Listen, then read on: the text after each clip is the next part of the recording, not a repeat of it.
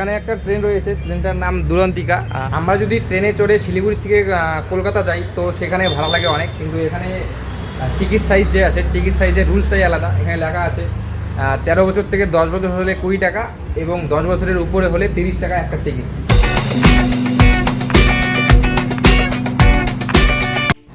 প্রবেশ করতে না করতেই আমি দেখতে পাই একটা ভাইকে যা পায়খানা করতে বসছে।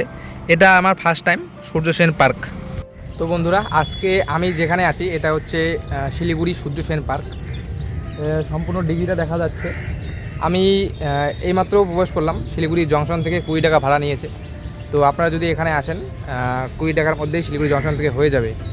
তো এই পার্কে অনেক কিছুই রয়েছে, টোটাল পার্কটা ঘুরে দেখাবো। আমি এখানে এসেছি একা একা, তো আমি অল্প একটু ওই থেকে মানে জাস্ট হেঁটে আসলাম। তো দেখি সব কাপেল, ছেলে মেয়ে ভর্তি। তো ডিগিটাতে মনে হয় মাছও আছে, পদ্ম ফুল ফুটেছে লাল সাদা 2 কালারেরই। জায়গাটা খুব সুন্দর, গাছপালায় ভরা এবং আকাশে যে রোদ আর মেঘের সৌন্দর্য খুব ভরা। মনে হচ্ছে এখানে থেকে যাই। নদীটা অনেক বড়, মানে 4 কোণার সিস্টেম, কিন্তু ওই মাথা থেকে শুরু করে এই মাথা অবধি সম্পূর্ণ নদী। নদীতে মানে নদীর মতো পুকুরের মতো নদী বানিয়েছে এটা নদী। এই নদীতে 3টা বোট রয়েছে, একটা রয়েছে মানে হাঁসের বোট।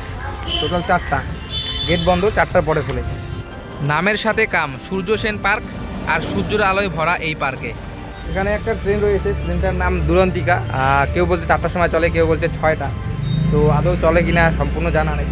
এটা টয় ট্রেনের মতো ট্রেন, রাস্তাও রয়েছে টয় ট্রেন। ট্রেনটা দেখি কয়টা আছে। আমি ট্রেনে কোনোদিন উঠিনি, মানে সেই রকম করে ট্রেনে উঠিনি। 1টা 2টা 3 4টা। রাস্তাটা খুব সুন্দর, মানে বানিয়েছে টয় ট্রেন। এখানে আবার স্টেশনও আছে। যে দুরান্তিকার যে ট্রেনটা ছিল সেই ট্রেনটা স্টেশনে এটা আমি বসে আছি, লোকজন নেই, সব ছেলে মেয়ে ওইদিকে বসে আছে। বেশিরভাগ লোকই এখানে আসছে। আমি তো বলে দিলাম যে সব ছেলে মেয়ে ভরা। ট্রেনে চড়ে শিলিগুড়ি থেকে কলকাতা যাই তো সেখানে ভাড়া লাগে অনেক, কিন্তু এখানে টিকিট সাইজ যে আছে টিকিট সাইজের রুলসটাই আলাদা। এখানে লেখা আছে 13 বছর থেকে 10 বছর হলে 20 টাকা এবং 10 বছরের উপরে হলে 30 টাকা একটা টিকিট।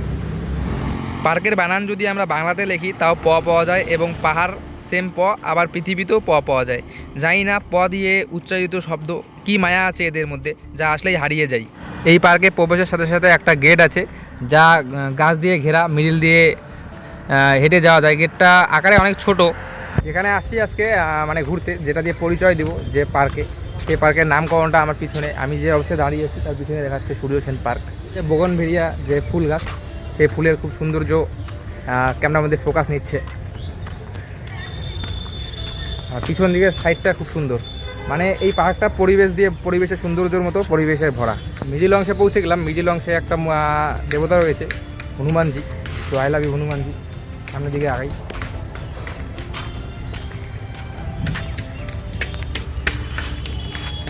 মিরিক গেলে যেমন ঝাউ গাছ দেখা যায়, সেই ঝাউ গাছের ছোটো ভাই ঝাউ গাছ। তো এখানেও ঝাউ গাছ দিয়ে ভরা আছে পার্কে।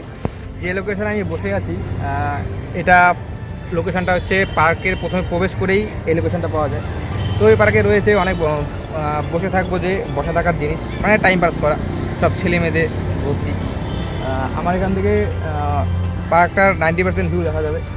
প্রথমেই আমি বসে আছি। কিন্তু পার্কে নামটা সূর্য সেন পার্ক, কিন্তু তেমন কিছু হিস্ট্রিক্যাল জিনিস নেই। এখানে রয়েছে বিভিন্ন ধরনের প্রাকৃতিক সৌন্দর্য গাছ, বিভিন্ন ধরনের সুন্দর রং বেরঙিন গাছ এবং ঝাউ গাছ, যেটা বলি ঝাউ গাছকে কেটে বিভিন্ন ধরনের যন্ত্র বানিয়েছে। আপনারা আসেন, ভিজিট করেন এই পার্কে, অবশ্যই ভালো লাগবে। শিলিগুড়ি সূর্য সেন পার্ক।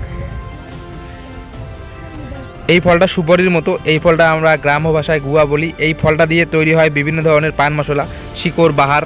তো অবশেষে এই পার্কটা ঘোরার পরে আমি পার্কের ভিতরে বের হবো। আমি এখানে এসেছি 15 টাকা ভাড়া দিয়ে। যদি ট্রেনে চড়তাম তো আমার 30 টাকা। তো ট্রেনে চড়ার টাইম হয়নি, তো আমি এখন বেরিয়ে যাবো। আমার হাতে বেশি টাইম নেই, বাড়ি চলে যাবো। তো এখানে যে আমি আসছি সেই অভিজ্ঞতা থেকে বলছি, এখানে মানে সব ছেলে মেয়ে ভরা। তার মধ্যে ছাড়া এই পার্কে তেমন কিছু নেই।